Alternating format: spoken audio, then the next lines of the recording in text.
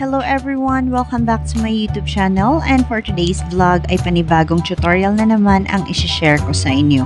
So today ay ibabahagi ko if paano nga ba natin malalaman kung sino at kung anong device nakalagin ng ating Messenger account.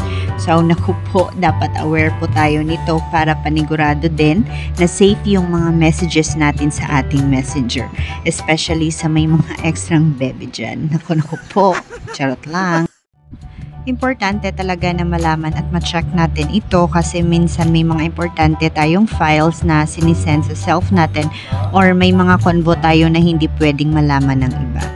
So guys, samahan nyo ako ngayon sa ating tutorial at atin na pong umpisahan. Punta lang po tayo sa ating screen at i-open lang po natin ang ating Messenger. I-click po natin ang 3 lines sa upper left corner. Next ay i-click po natin ang setting sign. Scroll up lang po natin. At hanapin lang po natin ang privacy and safety. Then i-click. Then i-click po natin ang end-to-end encrypted chats.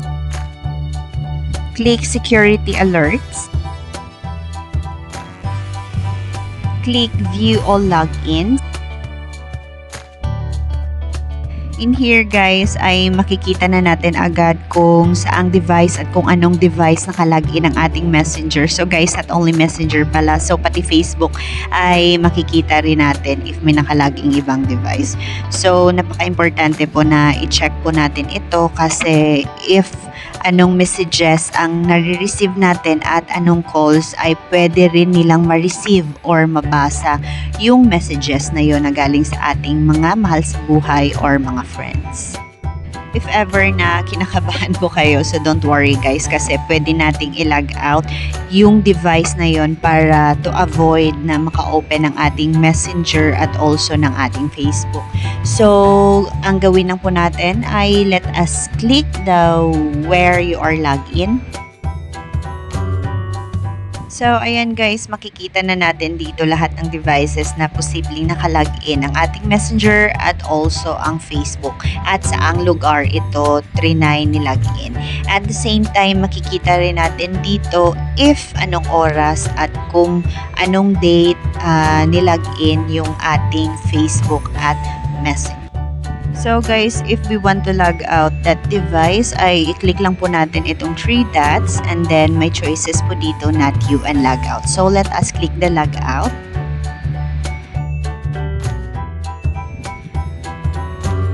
So ayan guys, log out na po natin yung account na trinay natin i-log out. So guys, in my case, makikita natin dito na meron pong 2 devices na usually kong ginagamit but paiba-iba yung lugar. So I really don't know guys, baka sa GPS error lang or baka pagka-open ko ng VPN. So that's why umabot na po ako sa Tacloban, Dumaguete, Iloilo. Pero nasa Negros lang po ako. So ayan lang po. So guys, that's all for today's video and I hope may natutunan po kayo sa ating tutorial and I hope po na i-check nyo din yung account nyo if may nag-login nga bang iba. So see you again in our next vlog. Have a very good day and God bless everyone.